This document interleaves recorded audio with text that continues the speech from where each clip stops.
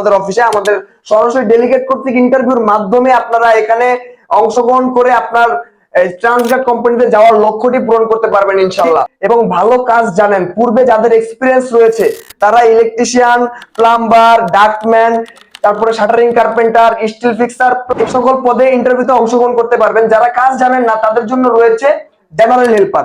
General হেল্পারে বেতন দিবে 800 দিরহাম plus overtime, এবং এখানে ইলেকট্রিশিয়ানের বেতন দিবে হচ্ছে যে বেসিক 1200, খাবারের জন্য দিবে 200, সর্বমোট 1400, ডিউটি হচ্ছে 8 ঘন্টা। এবং প্লাম্বারের বেসিক বেতন হচ্ছে যে 1200, আরো হচ্ছে যে খাবার বাবদ দিবে 200, এবং ডিউটি হচ্ছে 8 ঘন্টা। তো ওভারটাইমও পাবেন।